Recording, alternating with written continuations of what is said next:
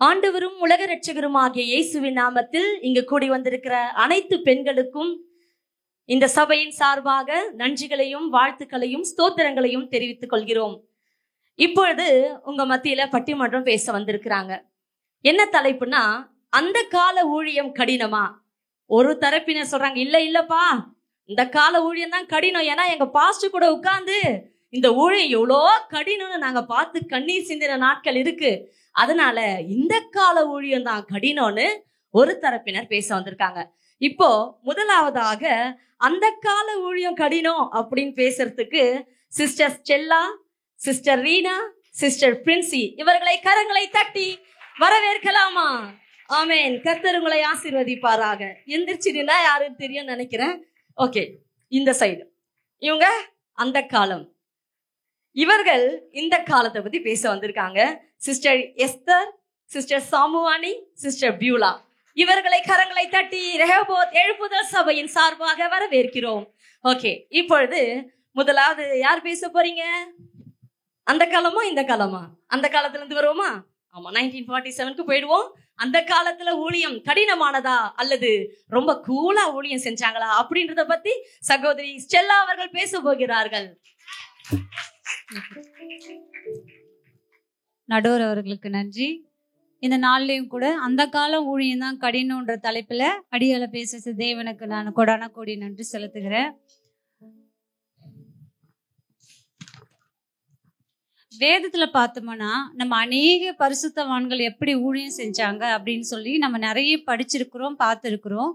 அதுல இருந்து ஒரு சில ஊழியம் பண்ணவங்களை மாத்திரம் உங்க முன்னாடி வைக்க நான் விரும்புறேன். ஏன்னா நிறைய பேர் சொல்லணும்னா இங்க நேரம் இல்லை. ஃபர்ஸ்ட் எலிசாவை பார்க்கலாம். எலிசான்ற தீர்க்கதரிசி என்ன பண்றாங்கன்னா மறிக்கிறாங்க. மறித்து ஒரு வருஷம் கழிச்சு, அவர் இறந்து அவரோட கல்லறை ஒரு வருஷம் கழிச்சு ஒரு வாலிபனோட பிரேதத்தை அந்த கல்லறையில தூக்கி போடுறாங்க. அந்த வாலிபனோட பிரேதம் என்ன ஆகுதுங்களா, உயிரடையுது. உயிரடைந்து அந்த சகோதரன் வாலிபன் என்ன பண்றான், உயிரடைந்து போறான். அப்ப எலிசாவோட ஊழியங்கள் எப்படி இல்லைன்னா தேவன் அவரை கனம் பண்ற விதமா இப்படி ஒரு அற்புதம் நடந்திருக்கும்? நீங்களே சொல்லுங்க பார்க்கலாம். அந்த தீர்க்கதரிசியோட ஊழியங்கள் ஆண்டவரோட பார்வைக்கு அருமையா இருந்தபடினால அவர் மறித்து அந்த கல்லறைக்கு கூட என்ன இருக்கு, தேவன் அந்த அதிகாரத்தை கொடுத்தவரா இருக்கிறார். ஆமேன், அல்லேலூயா. ரெண்டாவது ஒரு தீர்க்கதரிசியை பார்க்கலாம். எசேக்கியா தீர்க்கதரிசி. எசேக்கியா தீர்க்கதரிசி ஆண்டவராகிய இயேசு கிறிஸ்து என்ன சொன்னாங்கன்னா, எசேக்கியா தீர்க்கதரிசியே ஹிந்து காலேஜ் பக்கத்துல ஒரு பெரிய கிரவுண்ட் இருக்கு, அங்க ஏராளமான திரளா ஜனம் கூட்டம் இருக்கு, அங்க போய் என்னோட வார்த்தையை அறிவிங்கன்னு சொல்லல. என்ன சொன்னாங்கன்னு பாத்தீங்களா, நம்ம வேதத்தை படிக்கும் பொழுதே பார்க்கலாம். எசேக்கியாவே, நீ எலும்பு பள்ளத்தாக்கு நிறைஞ்ச இடத்துக்கு போய் அந்த எலும்புகள் மத்தியில போய் என்ன சொல்லு, சுவிசேஷத்தை அறிவின்னு சொன்னாரு.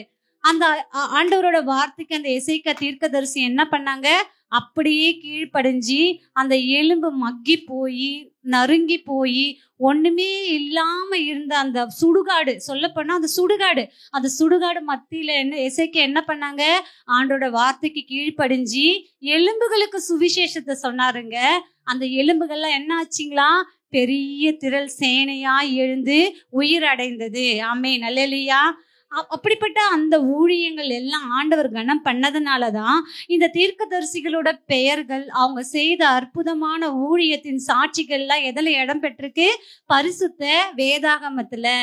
வேதாகமம் என்பது ஒரு சரித்திரம், நிஜமா நடந்தது, நமக்காக ஆண்டவர் எழுதி வச்சுட்டு போயிருக்கிற ஒரு பரிசுத்தமான ஒரு புஸ்தகம் தான். இதை பார்த்து தான் நம்ம எல்லாம் என்ன பண்ணணும், நடக்கணும். சொல்லப்போனா நம்மளோட மேனுவல் புக் எதுனா பரிசுத்த வேதாகமம் தான். நம்ம வேதாகமத்தின் அடிப்படையில தான் இந்த ஊழியர்கள் பரிசுத்தவான்கள்லாம் எப்படி ஊழியம் செஞ்சாங்கன்றதை நம்ம பார்க்கிறோம். அடுத்து ஒரு காரியத்தை பார்க்கலாம். ஸ்தேவான் எல்லாருக்குமே தெரியும் இல்லைங்களா? ஸ்தேவான் யார் தெரியுமா? வெறும் பந்தி விசாரிப்புக்காரன் தான். ஆனா அவர் ஆண்டவரை நேசிச்சதுனால என்ன பண்ணாரு தெரியுங்களா, ஆண்டவருக்காக அவரோட வார்த்தையை என்ன பண்ணாரா, ஜனங்களுக்கு அறிவிச்சாங்க. ஆனா ஒரு சில ஜனங்கள் ஆண்டவருடைய வார்த்தையை ஏற்றுக்கொண்டாங்க, ஒரு சில ஜனங்கள் ஆண்டவரோட வார்த்தையை ஏற்றுக்கொள்ளல. அந்த ஜனங்கள்லாம் ஏற்றுக்கொள்ளாத, தேவனுடைய வார்த்தையை ஏற்றுக்கொள்ளாத ஜனங்கள்லாம் என்ன தெரியுமா பண்ணாங்க, அந்த ஸ்தேவானை கல்லெறிஞ்சாங்க.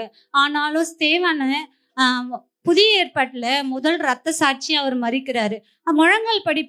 முழங்கால் படிக்கிட்டுன்னு அவங்களுக்காக வேண்டுதல் செய்கிறாரு. என்ன சொல்றாருன்னா, பிதாவே இவங்க அறியாம செய்யறாங்கப்பா, இந்த பாவம் இந்த ஜனத்தின் மேல வரக்கூடாதுன்னு.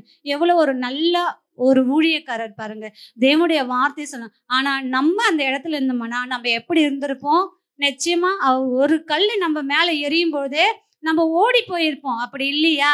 நம்மளோட சுய ரூபம் வெளிப்பட்டு ஓடி போய் 4 கல்ல பொறுக்கிருப்போம். ஆனா ஸ்தேவான் அப்படி செய்யல. ஸ்தேவான் மரிச்சாரு, ஆண்டவருக்காக வைராக்கியமா நின்னாரு.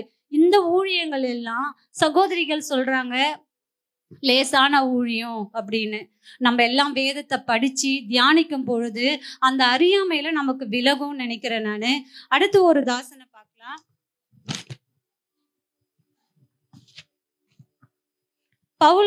பவுலை பத்தி நம்ம எல்லாருக்குமே தெரியும். பவுல் என்ன பண்ணாங்கன்னா, கிறிஸ்துவை வெறுக்கும் பொழுது அவர் கையில அதிகாரம் இருந்துச்சு, ஆளுகை இருந்தது, பணம் இருந்தது, செல்வம் இருந்தது, எல்லாமே இருந்தது. கிறிஸ்துவங்களை அவ்வளவு துன்பப்படுத்தினாரு.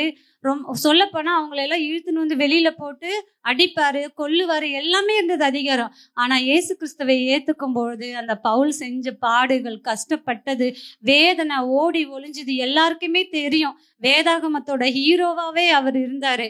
அவங்களுக்கு அந்த காலத்திலேயே 2 எண்ணெய் கப்பல்கள் இருந்துதான், அவ்வளோ செல்வந்தரான். ஆனா அந்த செல்வந்தர் என்ன பண்ணாரு? எல்லாத்தையும் கிறிஸ்துவுக்குன்னு நஷ்டம் என்ன கருதுனாருங்க. அது கருதுனது மாத்திரமல்ல, தேவனுடைய வார்த்தையை போய் ஜனங்கள் மத்தியில பிரசங்கிக்கும் போது எல்லா ஜனங்களும் சொன்னாங்க, ஐயோ வாயாடி வந்துட்டான் அப்படின்னு. அப்படிப்பட்ட பேர் அவர் வாயாடினதுனால வரல, ஆண்டோட சத்தியத்தை வைராக்கியமா சொன்னதுனாலதான் பவுலுக்கு அந்த பேர் வந்தது. அது மாத்திரமல்ல, அவர் சத்தியத்துக்காக, அதாவது சொல்ல போனா ஆண்டவருக்காக அவரோட கழுத்தை வெட்டுறதுக்கு தானே கொடுத்தாராம். இப்படிப்பட்ட ரத்த சாட்சிகளா அந்த காலத்துல ஊழியங்கள் அவ்வளோ கடினமா செஞ்சிருக்காங்க. இந்த ஊழியங்கள் எல்லாமே என்னவா இருக்கு? லேசா இருக்குன்னு சொல்றாங்க. அல்லேலூயா. 5 நிமிடங்களே கொடுக்கப்படுகிறது. அடுத்து இந்த ஒரு தாசனை மட்டும் நான் சொல்ல விரும்ப நடுவர் அவர்களே, சீகன் பால் பத்தி எல்லாருக்குமே தெரியும். அவர் என்ன பண்ணாங்கன்னா, ஆண்டவர் அறியாதவங்களுக்கு தான் சத்தியத்தை போய் சொல்லணும்னு என்ன பண்ணாரு? ஜபம் பண்ணாங்க. ஆண்டவர் இந்தியாவுக்கு போன்னு சொன்னாங்க. இந்தியாவுல தமிழ்நாட்டை தான் செலக்ட் பண்ணாரு. தமிழ்நாட்டை செலக்ட் பண்ணி வந்துட்டாங்க. அவர் கப்பல்ல பிரயாணமா வரும்போது நிறைய நாள் பிரயாணம் பண்ணும்போது நிறைய பேர் இறந்துடுறாங்க. அந்த கப்பல்ல தூக்கி கீழே போடுறாங்க. அவர் அந்த இடத்துக்கு அவரோட பிரயாண டைம் என்ன சொல்றாருன்னா, மரண கல்வி சாலைன்னு சொல்றாரு. நாமளா இருந்தா ஐயோ நிறைய பேர் செத்துறாங்க, இது கர்த்தருக்கு சித்தம் இல்லை போல, நம்ம திரும்ப நம்ம நாட்டுக்கே போயிடலான்னு இருப்போம். ஆனா சீகன் பால்க்கு எல்லாத்தையும் எதிர்த்து வந்துட்டாரு. தமிழ்நாட்டுல தமிழ் தெரியல, எப்படி சத்தியத்தை சொல்வாரு? தமிழ் உட்காந்து கத்துக்கினாருங்க. மணல்ல எழுதினாரு, மணல்ல எழுத்து கத்துக்குன்னு போய் சத்தியத்தை சொன்னாரு. அந்த சத்தியம், அந்த ஊழியம் மட்டும் செய்யல, முதல்ல பெண் கல்வி கொண்டு வந்தது அவர் தான். முதல் ஹாஸ்டல்ல தங்கி பிள்ளைகளுக்கு உணவு உடை எல்லாமே கொடுத்தது அவர் தான். இன்னும் பார்க்க போனீங்கன்னா, நம்மளோட ஏசப்பா இருக்காங்கல்ல, அந்த காலத்திலேயே ஆலயத்துல ஒரு புஸ்தக சுருள் தான் இருக்கும். அந்த புஸ்தக சுருளை வாசிச்சுட்டு வீட்டுக்குலாம் எடுத்துன்னு போக கூடாதுங்க.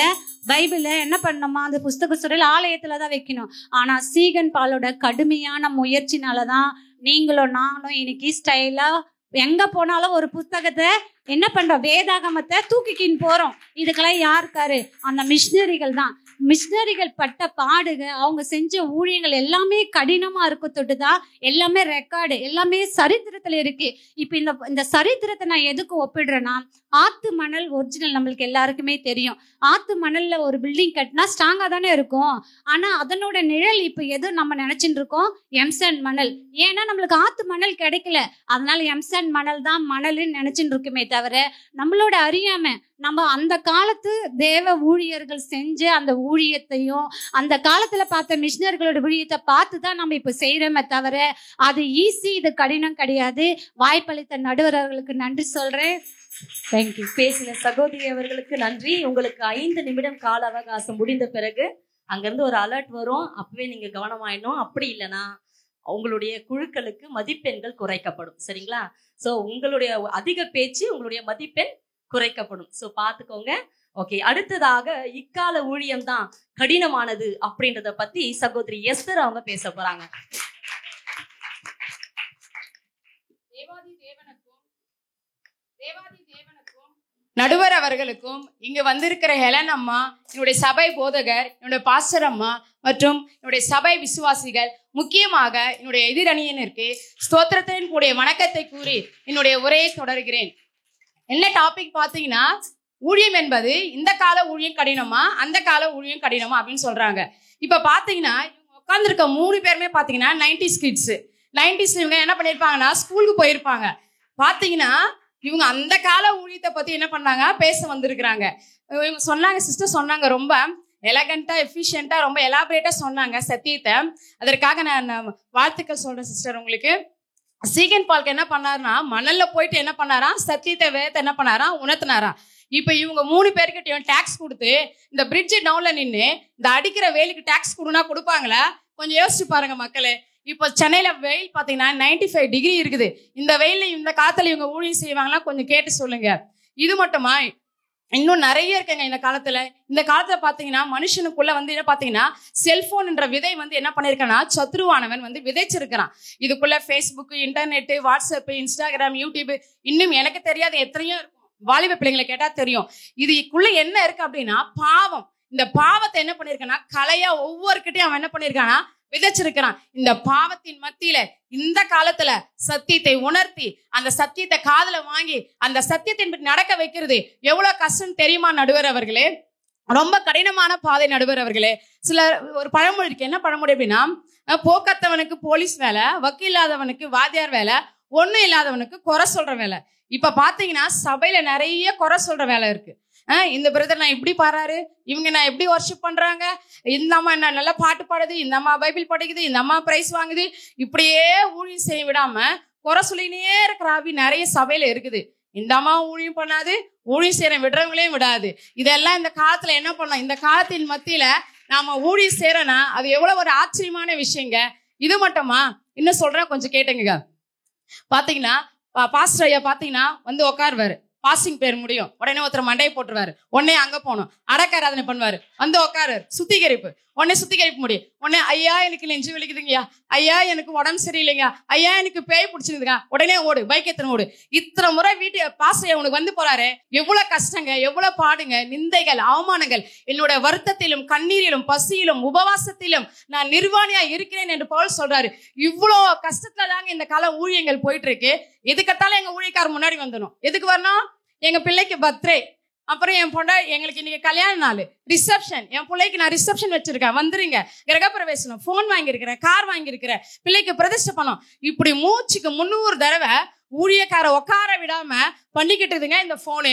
இப்படிப்பட்ட இந்த காலத்துல எல்லாத்துக்கும் ஊழியக்காரர் முன்னாடி வந்துடணும். நைட்டு 12 மணிலேருந்து 2 மணி வரையும் மெசேஜ் எடுத்து, 2 மணிலேருந்து 4 மணி வரையும் தூங்கி, 4 மணிலேருந்து 5 மணி வரை ரெடியாகி உனக்கு சத்தியத்தை உணர்த்துறாரு. அந்த சத்தியத்தை நீ எங்க தூக்கி போடுற? நான் முதுகுக்கு பின்னாடி தூக்கி போடுறேன். எல்லாத்துக்கும் நீ ஊழியக்கார முதலிடம் வைக்கிற, நீ உன் சத்தியத்தை எங்க தூக்கி போடுற அப்படின்னா முதுகுக்கு பின்னாடி தான் நாம தூக்கி போட்டிருக்கோம். சத்தியத்துக்கு நாம என்ன பண்றதுன்னா முதலிடமே கொடுக்கறதில்ல. அப்படிப்பட்ட ஒரு கொடுமையான காலத்துல தான் நாம என்ன பண்ணிட்டு இருக்கோம்னா ஊழியம் சேர்ந்துட்டு இருக்கோம். இவங்க சொன்னாங்க அந்த காலம் பாத்தீங்கன்னா கிருபையின் காலங்க. ஒரு பிரசங்கத்திலே நிறைய ஆத்துமாக்கள் ரட்சிப்படைஞ்சது. ஆனா இது என்ன காலத்துல நம்ம இருக்கோம் தெரியுமாங்களா? உபத்திரவத்தின் காலத்துல நம்ம வாழ்ந்து கொண்டிருக்கோங்க.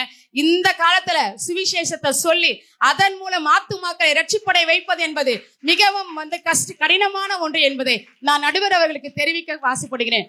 இன்னும் பாத்தீங்கன்னா வாலிப பிள்ளைங்க இவங்க ரொம்ப ஸ்பெஷலுங்க. இவங்களுக்கு நம்ம எப்படி நம்ம சுவிசேஷம் சொல்றதுலே ரொம்ப கஷ்டமான பாதைங்க. பாத்தீங்கன்னா நான் நிறைய பாக்குறேன்.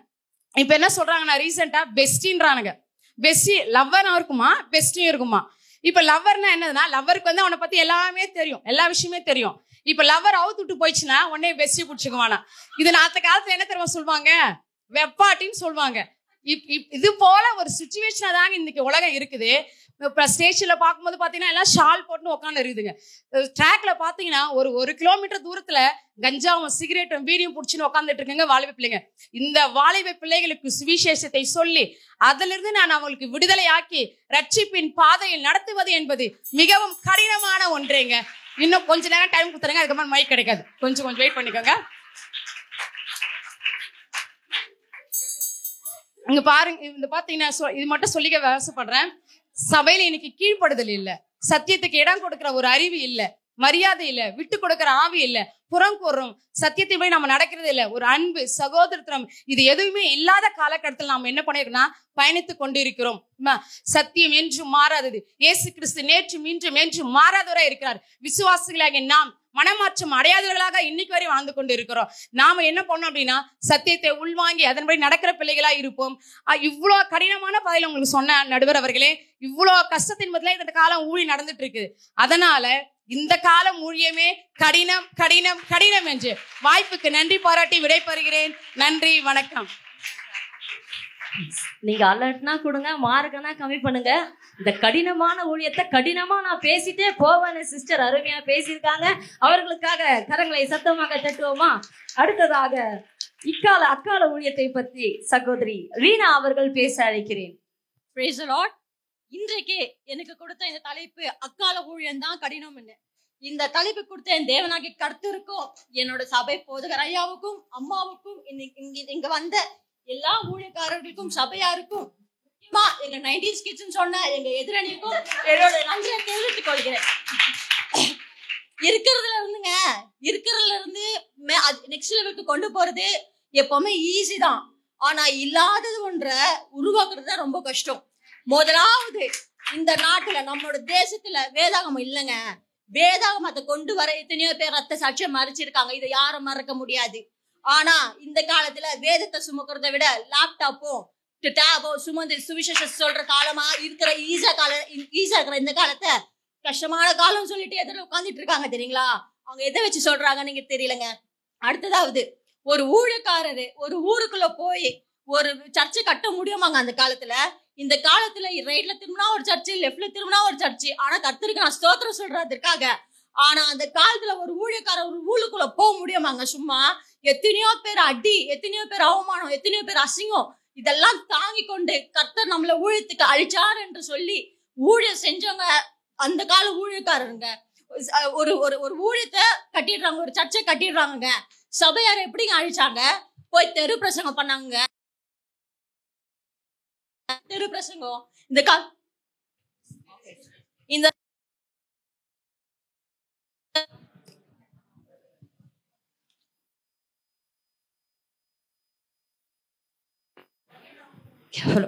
இப்ப தெரியுதாங்க.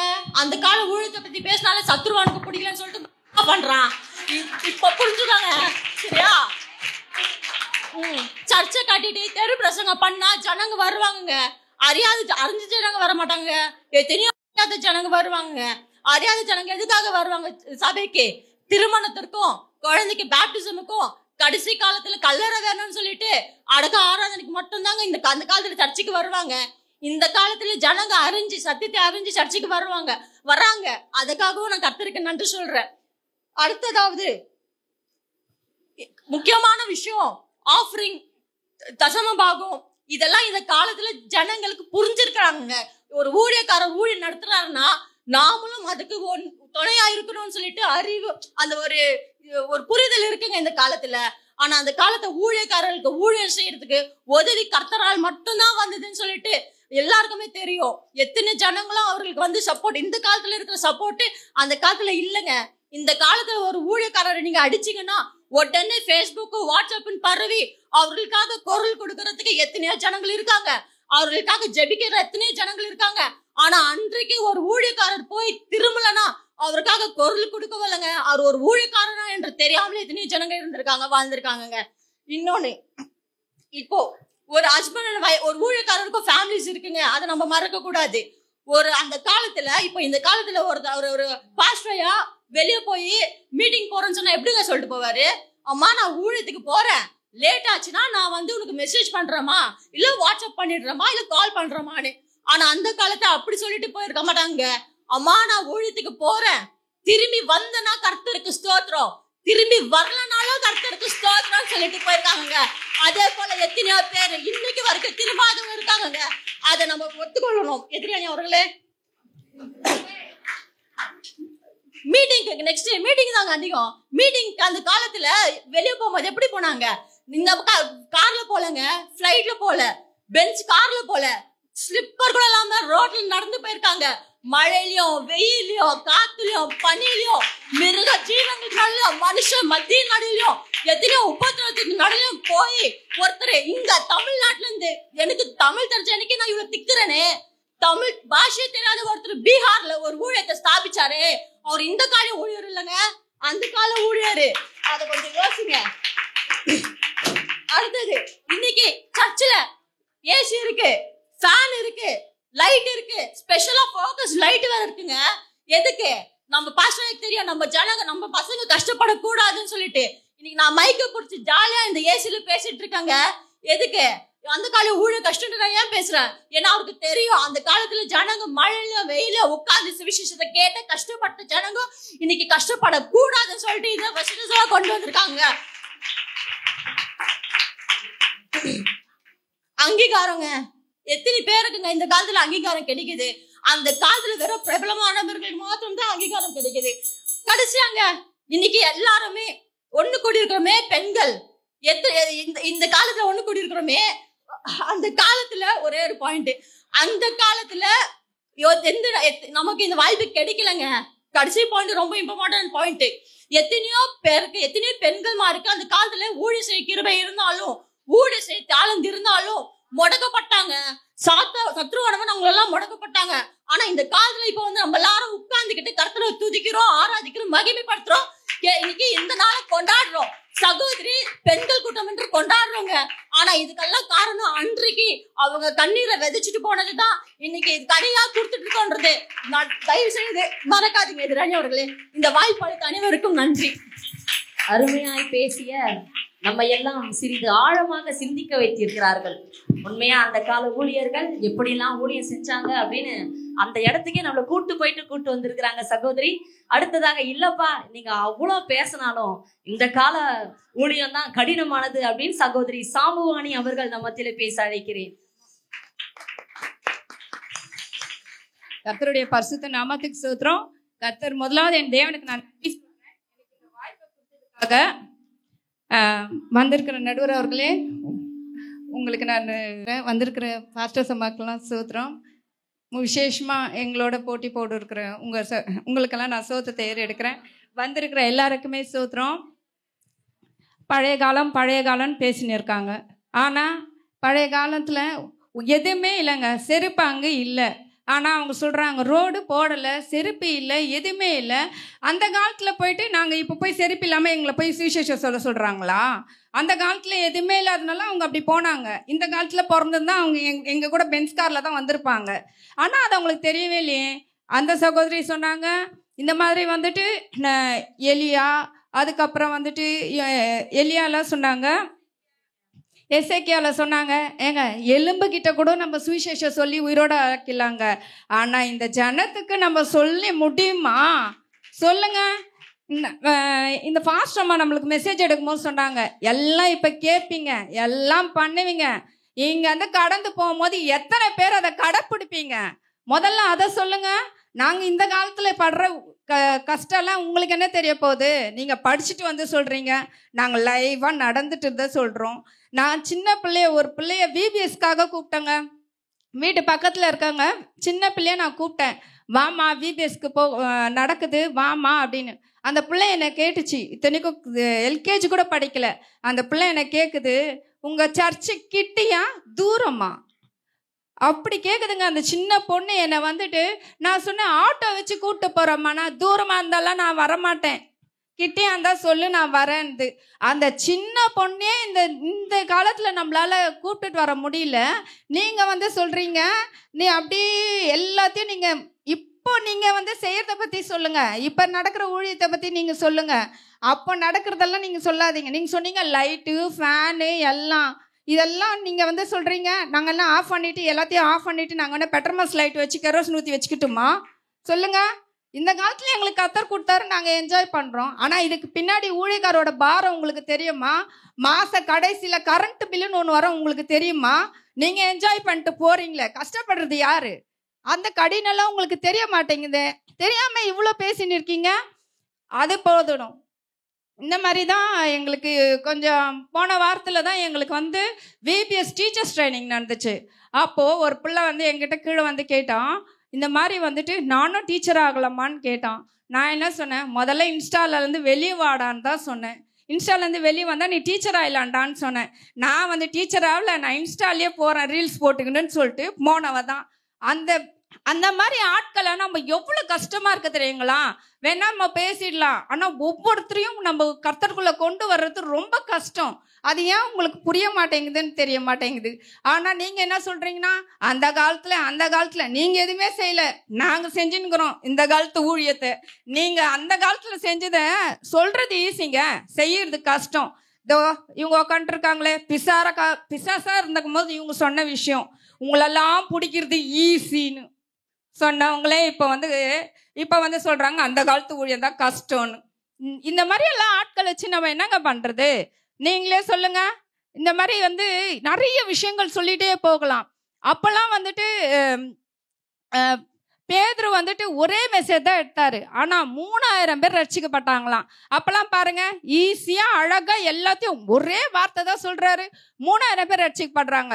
இங்கே 3000 ஃபாஸ்டருங்க வந்தாலும் 3000 மெசேஜ் வந்தாலும் எங்களால் ஒருத்தர் கூட ரட்சிப்புக்குள்ள கொண்டு வர முடியல. ஏன்? அவ்வளோ கஷ்டம், அவ்வளோ கடினமாக இருக்குது. ஒரு இதயமும் அவ்வளோ கடினத்தில் இருக்குது. எங்களால் என்ன பண்ண முடியல. எவ்வளோ பேர் இல்லை, ஜீசஸே வந்தாலும் நான் சொல்கிறேனே, ஏசப்பாவே வந்து இங்கே பிரசங்கம் பண்ணி என்ன பண்ணாலும் ஒரு ஆத்மா கூட என்ன பண்ண மாட்டேங்குது, அது மன திரும்ப மாட்டேங்குதுங்க. அதுதான் நாங்கள் சொல்லிட்டு இருக்கோம். நிறைய விஷயங்கள் நம்ம வந்துட்டு சும்மா பார்க்காமலாம் நம்ம என்ன பண்ணக்கூடாது, நம்ம சொல்லினே இருக்கக்கூடாது. வாலிப பிள்ளைங்க பேதுரு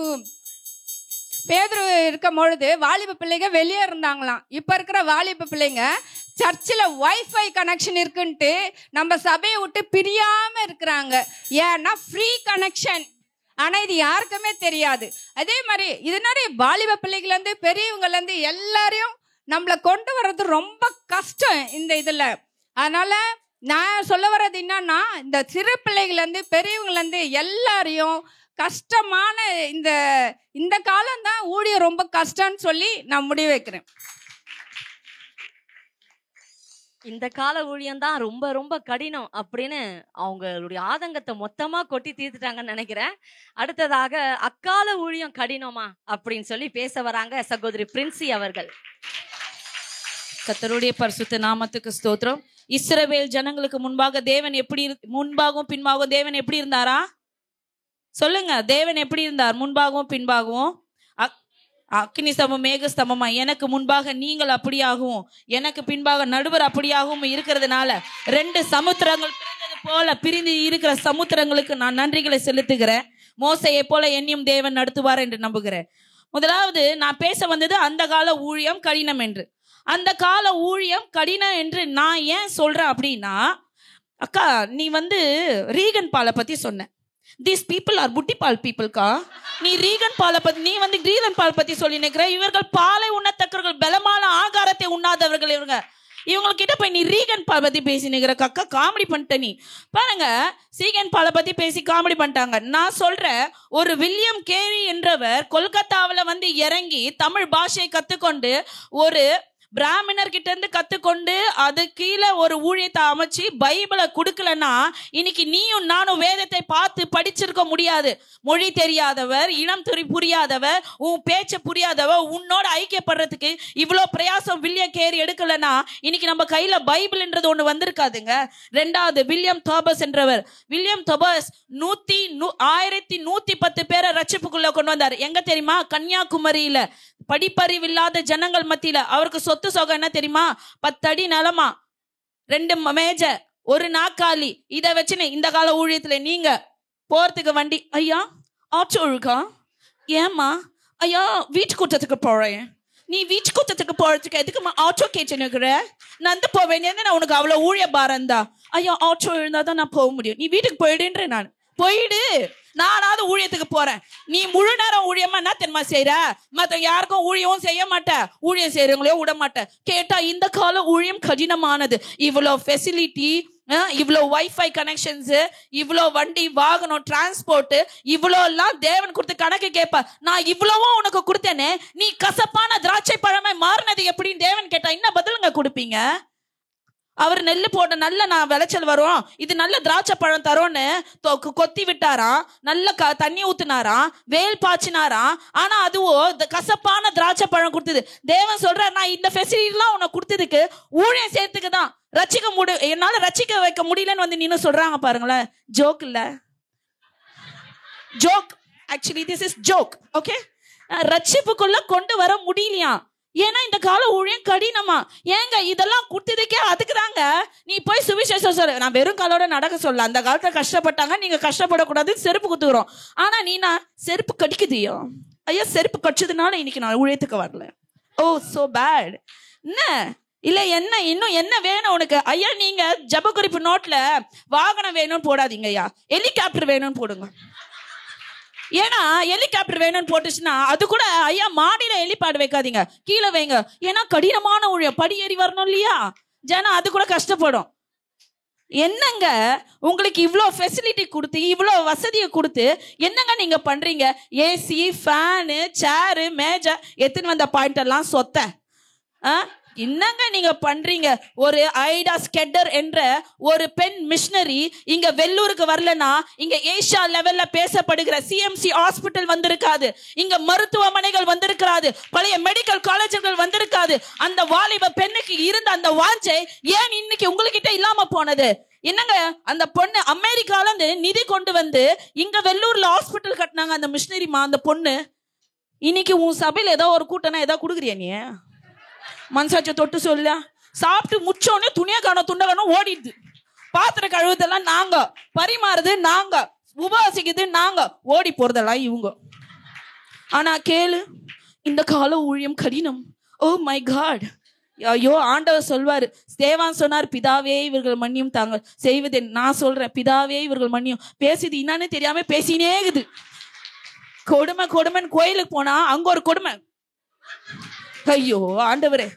அடுத்தது ஒருத்தர் பிரதானமான கிரஹாம் ஸ்டென்ஸ் என்றவர், அவரு ஒடிசாவில் மொழி அவர் இங்கிலீஷ்காரரு.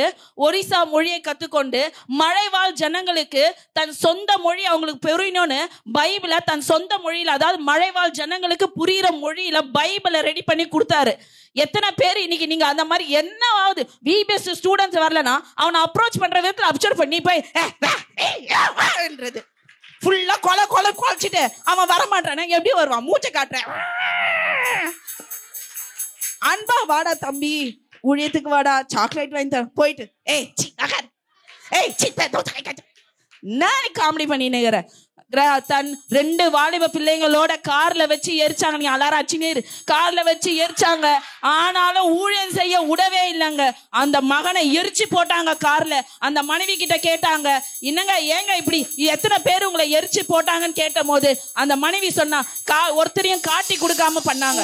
ஊழியம் என்பது கடினமா இருந்த போதிலும் அந்த காலம் ஊழியமே சிறந்தது, அதுவே சீர்தூக்கி வைத்தது. இன்னைக்கு உங்க கையில ஊழியம் பைபிள் இருக்குதுன்னா அந்த காலம் ஊழியம் தான் சிறந்தது என்று சொல்லுங்க.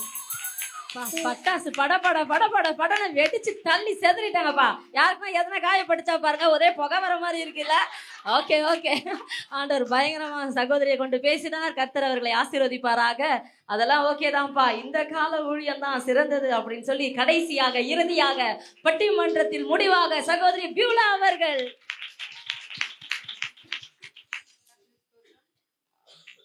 ஹலோ, கர்த்தருக்கு ஸ்தோத்திரம், வந்திருக்கிறவங்களுக்கு ஸ்தோத்திரம். அவங்களே எல்லாத்தையுமே சொல்லிட்டாங்க. நம்மெல்லாம் எப்படி சாப்பாடு போட்டோன்னா நம்மெல்லாம் ஓடி போயிடுவோம். அப்போ இவங்க மத்தியில் இப்போ ஊழியம் பண்ணுறது தானே கடினம். எல்லா பதிலும் அந்த அம்மாவே சொல்லிடுச்சு. ஏம்மா அந்த காலத்தில் ஊழியம் பண்ணுறது கடினம்னு சொல்லி எல்லாம் பேசுனீங்களா, மைக்கெல்லாம் பேச வேண்டியது தானே? ஏம்மா மைக் எட்ட மைக் இல்லாமல் பேச வேண்டியது தானே? மைக் இல்லாமல் பேசியிருந்தாங்கன்னா இவங்களோட குரல் அங்கே கேட்டிருந்துச்சுன்னா அது எல்லாமே ஒத்துக்கலாம். அந்த காலத்துல வெறும் மலை பிரசங்கத்துல வெறும் வாயில தான் பேசினாங்க, வெறும் காலில் தான் நடந்தாங்க, 3000 பேர் ரட்சிக்கப்பட்டாங்க. இந்த காலத்துல 10 அவுஜா மைக் வச்சு கத்தனாலும் உங்களுக்கு புரியலையம்மா, புரியலையே. ஞாயிற்றுக்கிழமை ஊழியம் முடிஞ்சா திங்கக்கிழமை தொண்டை வரல, இத்தனை வச்சு கத்துறோம் நாங்க உங்களுக்கு. எங்கம்மா பண்றீங்க சொல்லுங்க. அந்த காலத்துல ஊழியம் கடினம். ஆதி ஆகமத்துல ஆபிரகாமை கூப்பிட்டு சொன்னாரு, ஈசாக்கை கொண்டு போய் பலியிடுன்னு. உடனே கொண்டு போனாரு. ஈசாக்கும் அப்பா பேச்சை கீழ்ப்படிஞ்சு பின்னாடி போனாரு. இந்த காலத்துல யாருமா போவீங்க? ஹலோ சிஸ்டர், பிரதர், இந்த காலத்துல யாராவது ஒருத்தர் இல்ல விட்டுருப்பா, அது கூட விட்டுடுங்கப்பா. சாம்வேல் அண்ணாலம்மா கிட்ட சொன்னாங்க, அண்ணாலம்மா நீங்க இந்த மாதிரி, அண்ணாலம்மா பொறுத்துன்னு எடுத்துக்கினாங்க, என்னோட மகனை நான் ஆலயத்துல விடுறேன். சொல்லுங்கம்மா, ஆலயத்துல விடுறதுக்கு எத்தனை பேருக்கு மனது இருக்குதுங்க? அந்த காலத்துல கீழ்ப்படிதல் அப்படின்ற ஒரு விஷயம் இருந்தது, விசுவாசம் அப்படிங்கிற ஒரு விஷயம் இருந்தது. கீழ்ப்படுகிறவர் மத்தியிலும் விசுவாசத்தின் மத்தியிலும் ஊழியம் செய்கிறது என்பது ஒரு அவ்வளவு பெரிய கடினமான விஷயம் அல்ல. ஆனா இந்த காலத்துல ஃபேஸ்புக்கை தாண்டி, ட்விட்டரை தாண்டி, யூடியூப்பை தாண்டி, வாட்ஸ்அப்பை தாண்டி ஒருத்தர் இடத்துல போய், ஒரு வாலிப பிள்ளை இடத்துல போய் ஒரு சுவிசேஷத்தை, ஒரு வார்த்தையை, கர்த்தரோட வார்த்தையை மனதில் வைக்கிறது மிகுந்த கடினமான ஒரு விஷயம். ஒரு அசோக் உள்ள வரான், அவன் அபிஷேகத்துக்காக வரானா, ஆஷாவோட நம்பரை வாங்கறதுக்கு வரானான்னு புரியுதுக்கே எங்களுக்கு 10 நாள் ஆகுதுப்பா. 10 நாள் ஆகுது ஐயா. அந்த காலத்துல ஒரு பாடல் இருக்குது ஐயா, நடை மாறணும், உடை மாறணும். ஐயா இந்த காலத்துல ஐயா உன் தலைமுடிய கொஞ்சம் வெட்டிட்டு வாய நீன்னா, ஐயா பேண்ட்டை கொஞ்சம் கீழே இறக்கி போடியா. யார கேட்டுக்கின்னு வெளியே தானே வருவ? இப்படிப்பட்ட ஒரு காலகட்டத்தில் ஒரு வாலிப பிள்ளை இடத்திலோ போய் ஒரு சுவிசேஷத்தை அறிவிக்கிறது மிகுந்த கடினம். அந்த அம்மா தலைப்பையே மாத்திட்டாங்க. அந்த காலத்து ஊழியம் சிறந்ததுமா கடினம் இல்ல, இந்த காலத்துல தான் கடினம், மிகுந்த கடினம், மிகுந்த கடினம். எல்லார் மனதிலையும் போய் கர்த்தரோட வார்த்தையை விதைக்கிறது மிகுந்த கடினம். ஏமா ஒண்ணுமே இல்லம்மா, சாதாரண ஒரு விஷயமா. எத்தனை பேர் குழந்தை எத்தனை தூக்கின்னு வரீங்க சர்ச்சுக்கு? எப்படி மெசேஜ் கேட்குறீங்க? அவங்க குழந்தைங்க கையில் ஒரு ஃபோன் இருக்குதா? இல்லைன்னு மட்டும் சொல்லுங்கம்மா, இல்லைன்னு சொல்லுங்க, நான் ஒத்துக்கிறேன். நம்ம சகோதரியே என்ன பண்ணுவாங்க, எங்களை பார்த்து பால் பூட்டின்றாங்க. முதல்ல நீ பால் பூட்டி கூட இல்லைம்மா, உனக்கு ஃபோனு கொடுத்தாதான் நீயே மெசேஜ் கேட்க முடியும். உண்மையா இல்லையா சகோதரிமார்களாக இருக்கிறீங்க? பால் பூட்டி கூட இந்த காலத்தில் மரியாதை இல்லைங்கம்மா. போனை கொடுத்தாதான் நீயே ஒரு நாள் வரப்பாரு கர்த்தரோட வார்த்தை கேட்கறதுக்கு. ரொம்ப கடினம். இந்த காலத்து ஊழியம் மிகுந்த மிகுந்த மிகுந்த கடினத்தின் மத்தியில ஐயா, அந்த காலத்துல ஒரு பாடகர் இருக்கிறார் பெர்க்மான்ஸ்ன்னு சொல்லி, சும்மா ஸ்டேஜுக்கு வந்தாருன்னா எகிரி எகிரி எகிரி குதிச்சு துதித்து ஆராதனை பண்ணி பாடுவாரு. எங்க ஐயாவுக்கு 35 வயசு கூட முடிஞ்சுதான்னு தெரியல ஐயா. இட்டுன்னு போய் செக் பண்ணதான் தெரியும், ப்ரெஷர் லெவலு, சுகர் லெவலு, என்ன லெவலுக்குதுன்னு தெரியாது ஐயா. அந்த நிலைமை இந்த காலத்து வாலிப ஊழியர்களை கேட்டு பாருங்க, தெரியும். இந்த காலத்துல ஊருக்குள்ள போய் சுவிசேஷம் அறிவிச்சு பாடல் பாட முடியல, மதமாற்று சட்டம்னு சொல்றாங்க. அந்த காலத்துல எல்லா இடத்துலயும் போய் சுவிசேஷத்தை நல்லா அறிவிச்சோம். இந்த காலத்துல மட்டும்தான் சொல்லியிருக்கிறாங்க, வசனத்தை கேட்க கூடாதபடிக்கு பஞ்ச காலம் வரும்னு சொல்லியிருக்கிறாங்க. வரும்போதே கேட்டுக்கோன்னு சொல்லிக்கிறாங்க. அந்த காலத்துல அந்த மாதிரிலாம் இல்லை. நான் அந்த மாதிரி எல்லாரும் சுவிசேஷம் போகலாம், எல்லாரும் சொல்லலாம், எல்லாரும் கற்றுக்கொள்ளலாம், எல்லாரும் மேய்ந்து கொள்ளலாம். இந்த காலத்தில் அப்படி முடியுமா? ஒன்றும் வேணாம்மா, நீங்கள் யாருக்கெல்லாம் போய் சொல்லாதீங்கம்மா. உன் பிள்ளைய ஒரு அவர் உட்கார வச்சு ஒரு அதிகாரம் சொல்லுமா. ஒரு அதிகாரம் கடினமா இல்லையா? நீங்களே எல்லாரும் சொல்லுங்க. நான் பேசுறதுல ஒண்ணுன்னா கடினமா இல்லையா சிஸ்டர்? சொல்லுங்க சிஸ்டர். அந்த அம்மாவுக்கே தெரியும், மனசாட்சிக்கே 3 பேருக்குமே தெரியும். அந்த அம்மா சொன்னாங்க, மணல்ல வீடு கட்டணும், எம்சாண்டு வாங்கிறதுக்கே இங்க வழி இல்லையா? கொஞ்சமான வேலையா விற்கிது எம்சாண்டு. எம்சாண்ட்லயானா கட்டிடலாம், நாங்களும் பிரயாசப்படுறோம். அந்த காலத்துல களிமண்லயே கட்டணும்மா, ஏம்மா களிமண்லயே கட்டணும் அந்த காலத்துல. இந்த காலத்துல எம்சாண்ட்லனா கொஞ்சம் வந்துட மாட்டீங்களான்னு பிரயாசப்படுறோம். வர மாட்டீங்களாம்மா, முடியலையே, அவ்வளவு கடினமா இருக்குது. நடுவர் அவர்களே, உங்களுக்கு தெரியாது ஒண்ணுமே இல்லை, உங்களுக்கு தெரியாத தீர்ப்பு இல்லை, நீங்க படாத பாடில்லை, நான் ஒன்றும் சொல்ல வேண்டியதே இல்லை. எம்மா நீங்க தான் நல்ல தீர்ப்பு சொல்லணும். இந்த காலத்தில் ஊழியம் பண்பது மிகுந்த கடினம். 10 அவுஜா மைக்க வச்சாதான் ஒரு வசனம் வாய்க்குள்ள போவோம் இல்லைங்களா என்று சொல்லி என் உரையை முடிக்கிறேன்.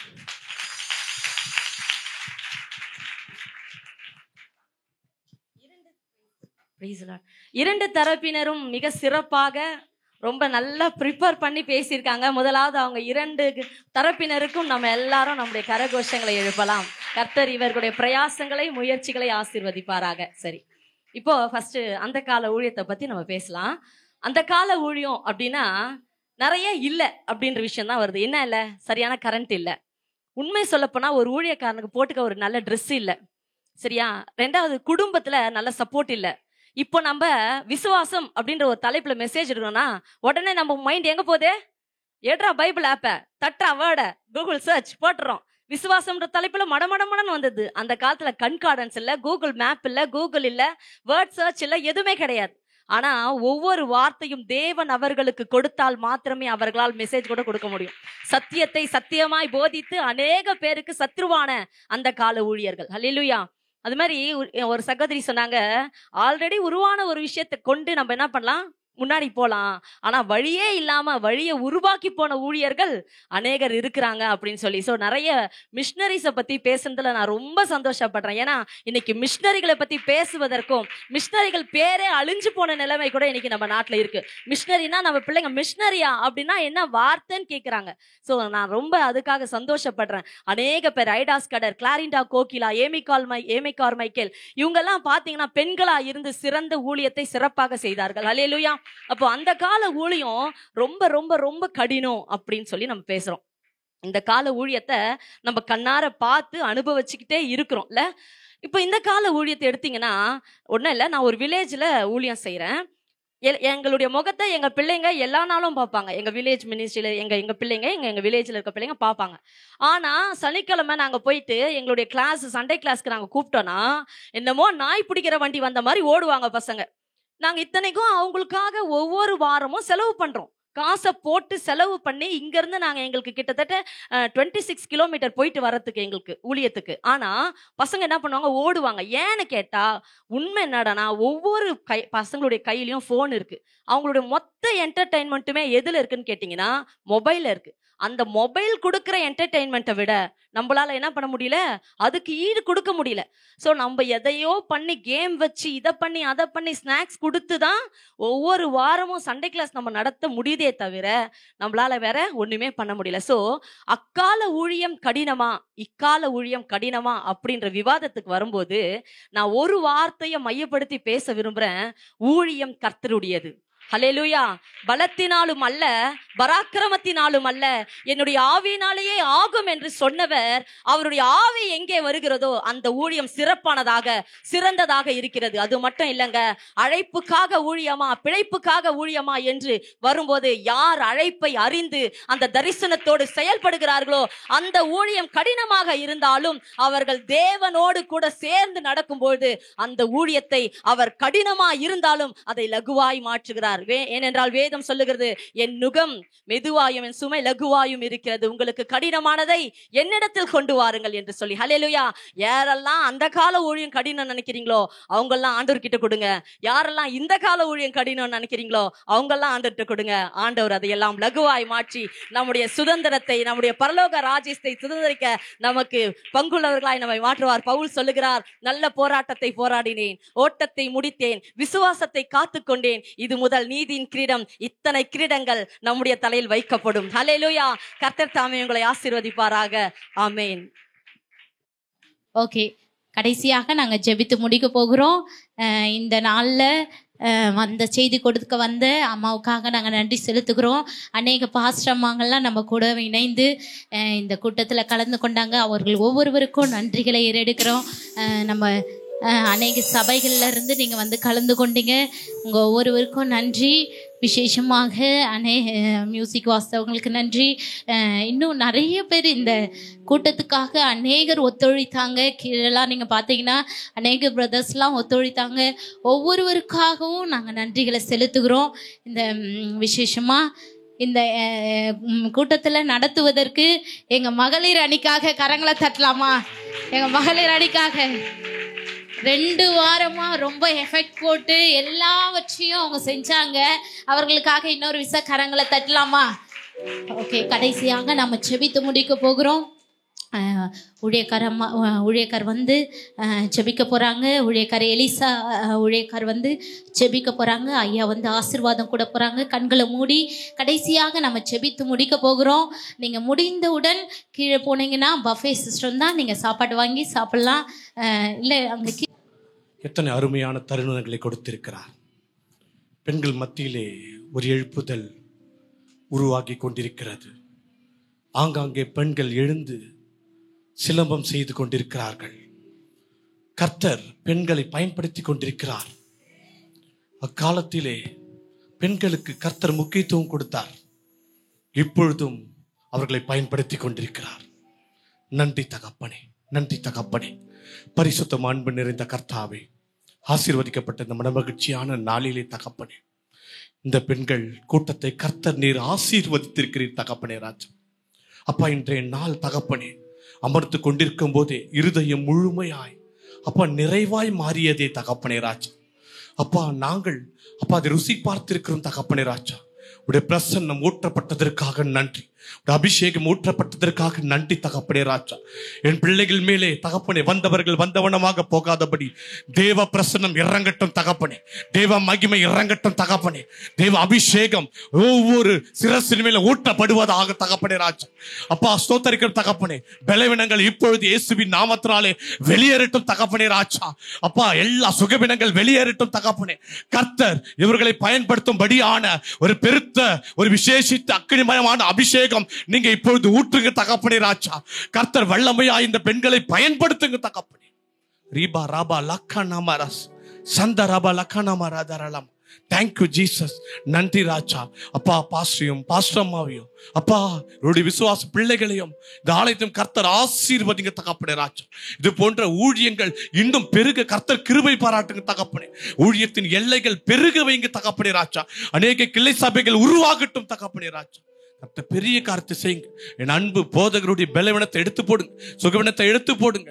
சரீரத்திலே ஒரு பலனை கொடுத்து இன்னும் ஓடத்தக்கதான, இன்னும் ஊழியத்தின் பாதையில் அதிக ஓடத்தக்கதான பலனை கொடுத்து நிறைவாய் நடத்துங்க தகப்பனே ராஜா. இத்தனை பிரயாசங்கள் எடுத்த அன்பு பாஸ்டம்மாவை கர்த்தர் ஆசீர்வதிங்க தகப்பனே ராஜா. இன்னும் லட்சங்களுக்கு எடுத்து பயன்படுத்துங்க தகப்பனே. இது போல கூட்டத்தை அப்போ ஆங்காங்கே வைக்கும்படி கிருபை பாராட்டுங்க தகப்பனே. கிருபை அவர்களை சூழ்ந்து கொள்ளட்டும். தொடர்ந்து நடத்துங்க, பாதுகாத்துக் கொள்ளுங்க, ஆசீர்வதிங்க, பலப்படுத்துங்க. மீட்பர் ரட்சகருமாகிய இயேசு கிறிஸ்துவின் ஜெபத்தில் ஜீவனுள்ள பிதாவே, ஆமென். எல்லாரும் சேர்ந்து சொல்லுவோம். என் ஆத்துமாவே கர்த்தரை ஸ்தோத்திரி, என் முழு உள்ளமே அவருடைய பரிசுத்த நாமத்தை ஸ்தோத்திரி. என் ஆத்துமாவே கர்த்தரை ஸ்தோத்திரி, அவர் செய்த சகல உபகாரங்களை மறவாமல் இருப்போமாக. ஆசீர்வாதத்தை பெற்றுக்கொள்வோம். நம்முடைய ஆண்டவராகிய இயேசு கிறிஸ்துவின் கிருபையும் பிதாவாகிய தேவனுடைய அன்பும் பரிசுத்தாவினுடைய ஐக்கியமும் சமாதானமும் வழி நடத்தல் நம்மோடு நம்முடைய குடும்பத்தோடும் சகல பரிசுத்தவான்களோடும் இன்றைக்கு வந்த எல்லா ஊழியம் செய்கிற ஊழியக்கார அம்மாங்கள் மேலும் விசேஷமா இந்த நிகழ்ச்சிகளை நடத்தின பிள்ளைகளோடும் சபை மக்களோடும் இப்பொழுதும் எப்பொழுதும் இருப்பதாக. ஆமென். அல்லேலூயா, அல்லேலூயா, அல்லேலூயா. தயவுசெய்து யாரும் போயிடாதீங்க. ஒரு 2 அறிவிப்பு. பாஸ்டர்மாங்க மட்டும் நம்முடைய கீழே வீட்டுக்கு போகலாம். ரூம்ல அவங்களுக்கு தனியா ஆகாரம் ஒழுங்கு செய்திருக்கு. இன்னைக்கு நம்ம சண்டே கிளாஸ் பிள்ளை விக்னேஷ் அவங்களுக்கு ஒரு பர்த்டே, ஒரு சின்ன அந்த பிள்ளைக்காக நம்ம கேக் கட் பண்ணி அப்புறமா உங்க எல்லாருக்குமே கீழே ஆகாரம் இருக்கு. நீங்க வாட்டர் பாட்டில் பஃபே சிஸ்டம் நீங்க நல்ல நமக்கு ஆகாரத்தை கொடுத்துருக்குறாங்க. அதனால நீங்க கீழே பந்தல்ல உட்காந்துக்கலாம், சேர் போட்டு, இல்லை இங்க வந்து ஏசியில உட்காந்து எங்க உங்களுக்கு வசதியோ. ஆனா போயிடாதீங்க. இப்ப விக்னேஷ் நான் அன்போடு அழைக்கிறேன். இன்னைக்கு நம்ம மத்தியில செய்தி கொடுத்த அருமையான பாசமா எலன் ஜேக்கப் அவங்க ஒரு அழகான புத்தகம் எழுதியிருக்கிறாங்க. தேவன் விரும்பும் திருமண வாழ்க்கை, ஒரு குடும்பத்தை குறித்து ஒரு அழகான புத்தகம். கண்டிப்பா குடும்பமா இருக்கிற தேவ பிள்ளைங்க இதை வாசிக்கணும். வெறும் 50 ரூபாய் தான் இந்த புத்தகத்தை நீங்க வாங்கி பயன்படுங்க. உங்க குடும்பத்துக்கு இது ஆசீர்வாதி. யார் வேணுமோ நம்ம சிஸ்டர்ஸ் கிட்ட நீங்க வந்தீங்கன்னா அவங்க இந்த புத்தகத்தை கொடுப்பாங்க. விக்னேஷ்காக நம்முடைய பிள்ளை ஒரு நிமிஷம் அப்படி யாரும் அப்படியே விக்னேஷ் முன்னாடி வாங்க. நம்ம எல்லாரும் சேர்ந்து வாங்க. பாசம் விக்னேஷ்காக ஆகாஷ் இதை எடுத்து எல்லாரும் ஒரு நிமிஷம் தம்பி விக்னேஷ்காக ஜெபம் பண்ணலாமா? எல்லாரும் சேர்ந்து ஒரு நிமிஷம் வாங்க. பாசமா வாங்க, வாங்க பாஸ், வாங்க எலிசா பாஸ். விக்னேஷ கர்த்தர் ஆசீர்வதிக்கணும். இந்த பிள்ளை வாஞ்சியா ஆண்டவரை தேடிவர். எல்லாரும் உங்க கையை நீட்டி இந்த மகனை எல்லாரும் சேர்ந்து ஆசீர்வதிக்கலாம். எசப்பா, இன்றைக்கு இந்த மகனை நாங்க மனசார வாழ்த்துறோம். இப்பொழுது இருக்கிறதை விட 1000 மடங்கு இந்த மகனை நீர் பெருக செய்யுங்க. இந்த பிறந்த நாள்ல நாங்க சந்தோஷமா இந்த நாள்ல மகனோடு நாங்கள் கொண்டாடுகிறோம். இந்த கேக் எப்படி இனிமையா இருக்கிறதோ, மகனுடைய வாழ்க்கை அநேகருக்கு ருசியா இனிமை உள்ள ஒரு வாழ்க்கையா மாறட்டும். நாங்கள் இந்த நாள் ஆசீர்வதிக்கிறோம் இயேசுவின் நாமத்தில் பிதாவே, amen. Happy birthday Vignesh, God bless you. கரங்களை தட்டுவோம். ஒரே ஒரு பாடலை சேர்ந்து பாடி கேட்க. Happy birthday to you. Happy birthday to you. Happy birthday to Vignesh. Happy birthday to you. May God bless you, dear. May God bless you, dear. May God bless you, dear Vignesh. Happy birthday to you. Happy